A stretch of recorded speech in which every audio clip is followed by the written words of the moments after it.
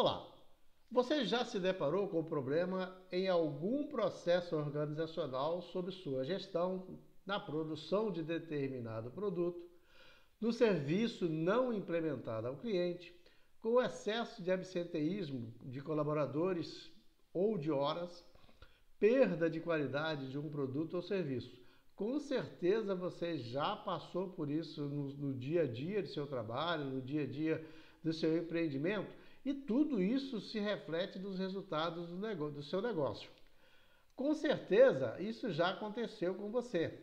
Não há nenhuma dúvida disso, porque a gestão de processos ela requer sempre, sempre no dia a dia que vai se ajustando as coisas. E muitas decisões já precisaram de ser tomadas, por ser de natureza da gestão do processo de trabalho na empresa ou em qualquer segmento. Qualquer atividade que vamos fazer, qualquer planejamento que vamos fazer, de final de semana, por exemplo, nós passamos por uma série de etapas onde nós temos que cumprir para daí nós chegarmos àquele resultado que queremos. E muitas das vezes nós precisamos de fazer alguma adequação ali pelo meio.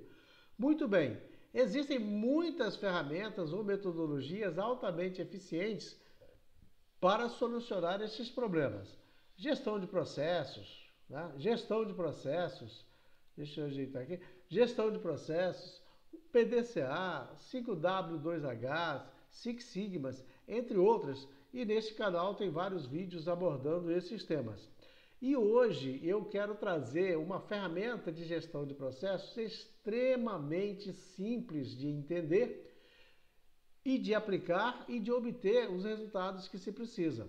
Eu estou falando do diagrama de causas e efeitos, também conhecido como diagrama de Ishikawa ou espinha de peixe, e foi formulado por Kaoru Ishikawa, um dos gurus da qualidade.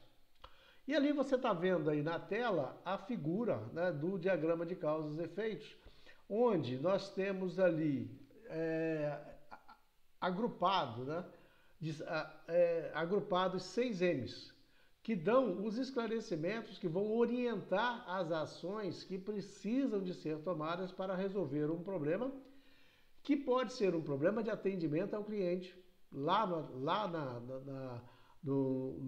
atendimento ao cliente especificamente, na falta de qualidade do produto final ou serviço final, na perda de tempo de determinada etapa do processo, no excesso de gastos de determinada matéria-prima, ou de horas de trabalho. Enfim, o problema precisa ser bem definido, bem identificado, para que as ações de gestão nos processos alcancem o resultado.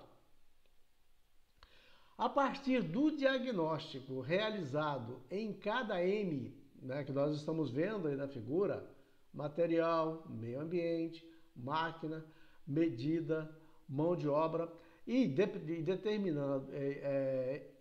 determinado processo, ele vai exigir mais M's ou menos M's, ou diferentes desses que aí estão. Mas como padrão do diagrama de Ishikawa, ele mantém esses 6 M's.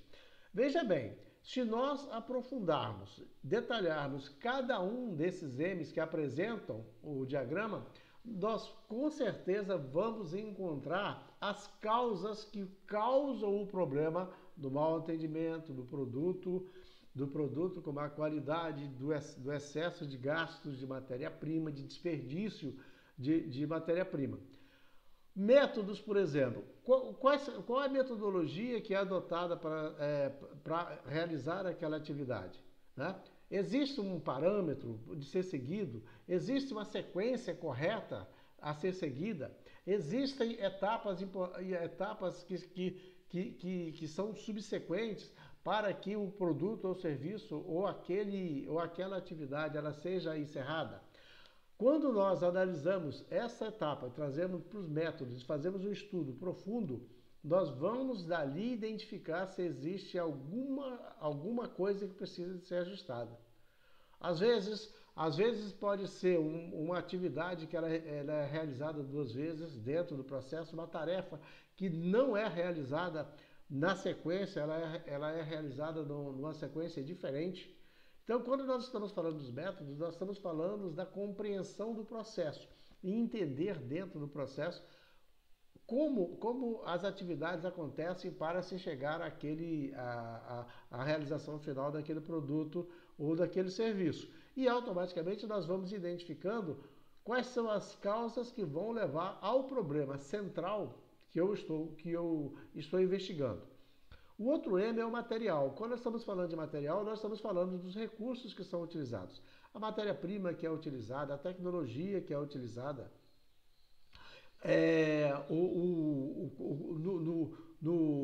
No quadro de pessoal, da maneira com que ele manipula, né, esses recursos, seja ele financeiro, seja ele de materiais, seja ele informacionais. Máquina vai estar relacionada aos equipamentos que são utilizados, ou seja, aquele computador, aquele PC, aquele notebook que está sendo utilizado, o sistema está atualizado, né? Ele é compatível em termos de processador, de velocidade, ele gera as informações que precisam dele. Aquela máquina que usa para fazer o corte daquela peça, para fazer o ajuste daquela peça, ela está com a manutenção dela adequada, ela está em condições de ser utilizada. Então, quando nós vamos utilizar máquinas, nós vamos utilizar todo o equipamento que é utilizado na aplicação daquele processo. O meio ambiente, ele está relacionado ao ambiente, né? Ou seja, a localização, ela está adequada, está limpo, né? Está limpo, porque às vezes precisa de ser de uma limpeza profunda, né? Está limpo o local, existe o som, a iluminação está adequada, né? O ambiente onde os colaboradores estão localizados, eles estão adequados, tudo isso aí está relacionado com esse ambiente. A medição é o outro M. A medição está relacionada com aqueles indicadores que nós precisamos de ter, ou seja, tudo que nós fazemos, nós temos que ter um padrão que nós queremos alcançar. E são os indicadores, né? Quanto de material eu preciso para realizar essa atividade? Quantas horas eu preciso para realizar esta atividade? Quanto de informação ou quais informações eu preciso para realizar essa atividade? A máquina, a capacidade dela de produção é de quantas unidades por minuto, por segundo? Quantas tarefas podem ser executadas durante o dia ou em uma hora pelo trabalhador ao executar aquela atividade? Então eu preciso de ter uma medição, eu tenho que ter um indicador que vai me dar um parâmetro. A mão de obra está relacionada com o próprio material humano, né? Com os recursos humanos que vão estar ali utilizados, os colaboradores que vão estar ali manipulando e executando aquelas tarefas. E ali eu preciso de saber como eles estão, né? Como eles estão em matéria de qualidade, como eles estão em matéria de conhecimento, qual o domínio, né, que eles têm daquela atividade, se eles precisam de treinamento ou não, né? E às vezes há necessidade de eu incluir mais mão de obra, mais gente para trabalhar. Ou seja, no M, né, do tópico aqui de mão de obra, eu vou analisar profundamente o quadro de pessoal, os colaboradores que eles estão. Veja bem, a partir do momento que eu analiso cada um desses M's, e eu vou trazendo eles para a central, para o centro, eu vou identificando as causas. As causas daquele problema que eu estou analisando em cada um desses M's. Automaticamente, quando eu sigo